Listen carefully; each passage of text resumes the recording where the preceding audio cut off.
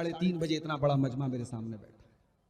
ये शायद पूरे झारखंड में, पूरे बंगाल में कहीं किसी प्रोग्राम में इस टाइम मुझे इतनी पब्लिक सामने नजर नहीं आती है। मैं जब जलसे में पहुंचा, मैंने देखा औरतें बड़ी तादाद में वापस जा रही है, मर्द हजरात जा रहे हैं। मैंने सोचा शायद पिंडाल खाली होगा, मगर जितने जा रहे थे उससे ज्यादा अल्हम्दुलिल्लाह यहाँ मौजूद हैं। मैं चाहता हूं कि आज बड़ी अहम बातें आपके सामने, वक्त कम है, कुछ इंपॉर्टेंट बातें आपके सामने रखी जाएं। और कुरान की एक आयत मैंने आपके सामने पढ़ी है, सूरह नहल की आयत नंबर 90, कुरान के 14वें पारे की आयत है। और इस आयत में अल्लाह ताला ने 3 बातों का हुक्म दिया है और 3 बातों से रोका है। और आज की मेरी पूरी तकरीर इन्हीं 6 बातों पर इंशाअल्लाह। और ये जो आयत मैं पढ़ने जा रहा हूं, ये आयत कितनी इंपॉर्टेंट है, कितनी अहम है, इसका अंदाजा आप इससे लगाइए कि हजरत अब्दुल्लाह बिन मसूद रजी अल्लाह ताला अन्हु कहते हैं, अजमउ आयतिन फिल कुरान हाज़िहिल आया, कुरान करीम की सबसे जामे आयत। जामे का मतलब जिसके अंदर तमाम चीजें आ गई हो, जिसने तमाम चीजों को इकट्ठा कर लिया हो, वो ये है आयत, सूरह नहल की आयत। और इस आयत के बारे में हजरत सुफियान इब्न उयैना कहते हैं कि कुरान करीम की कोई और आयत ऐसी नहीं है जिसमें तमाम भलाइयों को इकट्ठा कर दिया गया हो और तमाम बुराइयों से रोक दिया गया हो। अगर ऐसी कोई आयत है तो यही आयत। आइए पहले आयत का तर्जमा देखते हैं, फिर बात को आगे बढ़ाते हैं। इन्नल्लाह यअमुरु बिल अदली वल इहसानी व ईताइ ज़िल कुर्बा व यन्हा अनिल फहशाई वल मुनकरि वल बगी यइज़ुकुम लअल्लकुम तज़क्करून। अल्लाह ताला तुमको 3 बातों का हुक्म देता है। नंबर 1, अल्लाह ताला तुम्हें अदल का हुक्म देता है, वल एहसान, और एहसान का हुक्म देता है, व ईताइ ज़िल कुर्बा, और रिश्तेदारों को देने का हुक्म देता है। और 3 चीजों से अल्लाह ताला मना करता है, अनिल मुनकर, बुराई से, वल फाशा, फहश कामों से, वल बगी, और जुल्म और ज्यादती करने से। यइज़ुकुम लअल्लकुम तज़क्करून, अल्लाह ताला तुमको नसीहत कर रहा है ताकि तुम समझ जाओ। गोया इस आयत में अल्लाह ताला ने नसीहत की है। भाई कोई बड़ा है, कोई बुजुर्ग है, बच्चे को नसीहत, जब बच्चे को यह कह करके कोई बात बताता है, देख बेटा मैं नसीहत कर रहा हूं, तो बच्चे के कान खड़े हो जाते हैं। उस्ताद जब शागिर्द से कहता है कि देखो बच्चों मैं तुम्हें एक नसीहत कर रहा हूं, तो शागिर्दों के कान खड़े हो जाते हैं कि हमारे उस्ताद हमें नसीहत कर रहे हैं। यहां कोई उस्ताद नसीहत नहीं कर रहा है, कोई टीचर नसीहत नहीं कर रहा, हमारा रब, हमारा परवरदिगार, हमारा अल्लाह हमें नसीहत कर रहा है। अब 3 बातों का अल्लाह हुक्म दे रहा है। इन्नल्लाह यअमुरु बिल अदली, अल्लाह ताला तुमको अदल का हुक्म देता है। अदल का मतलब होता है हकदार को उसका हक दे देना। जिसका जो हक है उसको उसका हक दिया जाए। मां का हक मां को दिया जाए, बाप का हक बाप को दिया जाए, बीवी का हक बीवी को दिया जाए, बच्चों का हक बच्चों को दिया जाए, पड़ोसी का हक पड़ोसी को दिया जाए, रिश्तेदार का हक रिश्तेदार को दिया जाए। जितने हुकूक हैं इस एक लफ्ज के अंदर आ गए। अल्लाह ताला कह रहा है कि हम तुम्हें हुक्म देते हैं अदल का। और अदल का एक और मतलब होता है इंसाफ, जिसको हिंदी में कहते हैं न्याय, इंग्लिश में कहते हैं जस्टिस। अल्लाह ताला तुमको हुक्म देता है इंसाफ का। ना इंसाफी मत करो, अन्याय मत करो। लोग कहते हैं ना प्यार में और जंग में सब जायज है। वो कौन लड़का था जिसने अपनी महबूबा का कत्ल कर दिया था? उसके 32 टुकड़े करके फ्रिज में डाल दिए थे। मोहब्बत थी, मोहब्बत नफरत में बदल गई, और नफरत में बदली तो इतनी बदली कि अपनी महबूबा के, जिसके साथ उसने हर तरीके की ख्वाहिशात को पूरा किया, उसके 32 टुकड़े करके उसने फ्रिज में रख दिए। हालांकि इस तरीके के वाकयात हिंदुस्तान में और भी होते हैं, मगर जहां मुसलमान का नाम आ जाता है तो मीडिया वालों को तो मसाला मिल जाता है। तो ये उसूल है लोगों का कि प्यार में और जंग में सब जायज है।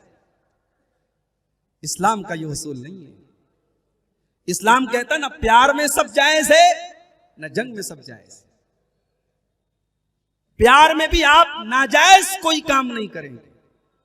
भाई किसी लड़की से अचानक आपने किसी लड़की की शक्ल देख ली, इस्लाम तो बेपर्दगी की इजाजत नहीं देता। मान लीजिए अचानक नजर पड़ गई किसी लड़की के ऊपर, या किसी लड़की की अखलाक की आपने तारीफ सुन ली कि बड़ी अच्छी है, बड़ी दीनदार है, बड़ी खूबसूरत है, तो इस्लाम कहता है कि आप निकाह का पैगाम भेजें, जायज तरीके से आप निकाह का पैगाम भेजें और आगे का प्रोसेस पूरा करें, उसको अपनी बीवी बना लें और बीवी बनाने के बाद आप उससे मोहब्बत करें। इस्लाम लव मैरिज की तालीम नहीं देता, इस्लाम लव आफ्टर मैरिज की तालीम देता है।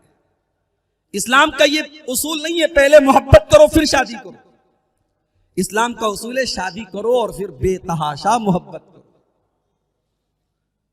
और जंग के मैदान में भी सब जायज नहीं है। दुश्मन के साथ भी आपको नाइंसाफी नहीं करना है। वला यजरिमन्नकुम शनआनु कौमिन अला अल्ला तादिलू इदिलू हुआ क़रबु लित्तक़वा। ऐ मुसलमानों, अगर तुम्हारी किसी के साथ दुश्मनी है तो दुश्मन के साथ भी तुम्हें नाइंसाफी नहीं करना है, अन्याय नहीं करना है। जिसने तुम्हारे साथ जुल्म किया है उसी से तुम्हें बदला लेना है। पूरी कौम से बदला नहीं ले सकते, पूरी कम्युनिटी से बदला नहीं ले सकते। भाई दंगे फसाद में क्या होता है? किसी एक इंसान ने आग भड़का दी, पूरी कौम के खिलाफ दंगा भड़क गया, यही तो होता है। इस्लाम की यह तालीम नहीं है। दुश्मनी अपनी जगह है, लेकिन दुश्मनी का मतलब ना इंसाफी नहीं है। इस्लाम तो वो दीन है,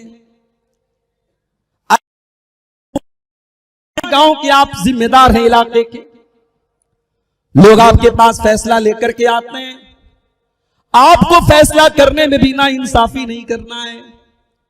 आपका अपना रिश्तेदार ही क्यों ना हो, आपका अपना सगा बेटा ही क्यों ना हो, अगर उसने गलत किया है तो जो गलत की सजा है वो उसको भी मिलनी चाहिए। आप पक्षपात न करें, आप किसी की तरफदारी न करें, आप किसी का पक्ष न लें, आप जो इंसाफ की बात है वही बात करें। अल्लाह कुरान में फरमाता है, इन्नल्लाह यअमुरुकुम अन तुअद्दुल अमानाति इला अहलिहा। ओ लोगों, अल्लाह ताला हुक्म देता है कि तुम अमानत को अमानत वालों को लौटा दो। वइज़ा हकमतुम बैनन नासी अन तहकुमू बिल अदली, और जब तुम लोगों के दरमियान फैसला करो तो इंसाफ के साथ फैसला करो। कि किसी ने चाय पिला दी तो उसके हक में बोल दिया, किसी ने टेबल के नीचे पैसा दे दिया तो उसका पच ले लिया, नहीं, इंसाफ की बात करो। इस्लाम की नजर में इंसाफ की वैल्यू इतनी ज्यादा है। कल कयामत का दिन होगा, सूरज 1 मील की दूरी पर होगा, लोग गर्मी से और धूप से बेहाल होंगे। अल्लाह तबारक व तआला अपने कुछ स्पेशल बंदों को अपने अर्श का साया देगा। उन स्पेशल बंदों में अल्लाह के नबी फरमाते हैं सबसे पहला इंसान कौन होगा? इमामुन आदिलुन, जो इंसाफ करने वाला इमाम होगा। इमाम का मतलब यहाँ मस्जिद का इमाम नहीं है, मुसल्ले नमाज पढ़ाने वाला इमाम नहीं है। इमाम का मतलब जो लोगों का हाकिम हो, जो लोगों का जिम्मेदार हो, वो इंसाफ करेगा तो कयामत के दिन अल्लाह ताला अर्श का साया देगा। अल्लाह के नबी फरमाते इन्नल मुक़सितीना अला मनाबिर मिन नूरिन यमीनिल्लाह, इंसाफ करने वाले कल कयामत के दिन का मिंबर देखा होगा, आपने पत्थर का मिंबर देखा होगा, लेकिन इंसाफ करने वालों का है। हमारे खानदान की इज्जत का मामला है, ऐ ओसामा आप अल्लाह के नबी से सिफारिश कर दीजिए। बुखारी के अल्फाज हैं, ओसामा अल्लाह के नबी के पास आते हैं और उस औरत के बारे में सिफारिश करते हैं कि अल्लाह के नबी इसका हाथ ना काटा जाए, कोई और सजा दे दी जाए। अल्लाह के प्यारे नबी का चेहरा गुस्से से लाल हो गया। आपने फरमाया अतशफउ फी हद्दिन मिन हुदूदिल्लाह, अय उसामा, तुम्हारी हिम्मत कैसे पड़ी, तुम अल्लाह के कानून को तोड़ने के बारे में मेरे पास सिफारिश लेकर के आए हो। अय उसामा, तुमसे पहले की कौमें इसीलिए बर्बाद हो गई कि जब कोई बड़ा आदमी कोई गुनाह करता था उसको सजा नहीं देते थे, और गरीब आदमी, छोटा आदमी, मजदूर आदमी वही गुनाह करता था उसको सजा देते थे। अय उसामा, कान खोल करके सुन लो, ये औरत तो कबीले बनु मखजूम की औरत है। इस औरत का नाम भी फातिमा है। लौ अन्ना फातिमा बिन्त मुहम्मदिन सरकत लक़तातु यदहा, अल्लाह की कसम ये तो फातिमा मखजूमिया है, अगर मोहम्मद की बेटी फातिमा भी चोरी करती और मेरी अदालत में उसका केस आया होता तो मैं उसके भी हाथ काटने का ऑर्डर दे देता। यह है इस्लाम का कानून। गवर्नर का बेटा भी अगर किसी गरीब आदमी पर जुल्म करे तो इस्लामी अदालतों में फैसला किया गया और गवर्नर के बेटे को सजा दी गई है। वाकयात मौजूद है मेरे प्यारे साथी। इन्नल्लाह यअमुरु बिल अद्ल, अल्लाह ताला तुमको इंसाफ करने का हुक्म देता है, अदल करने का हुक्म देता है। अच्छा, अदल का उल्टा है जुल्म। अदल करना जितना जरूरी है, जुल्म करना उतना ही बड़ा गुनाह है।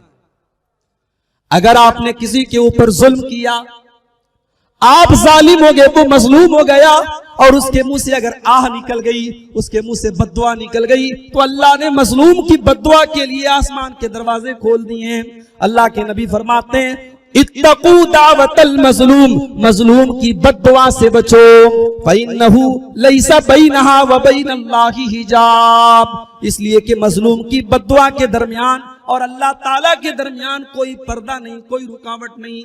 मजलूम के मुंह से अगर बद्दुआ निकल गई तो वो बद्दुआ जरूर कबूल होती है। कभी किसी पर जुल्म मत करो मेरे भाई।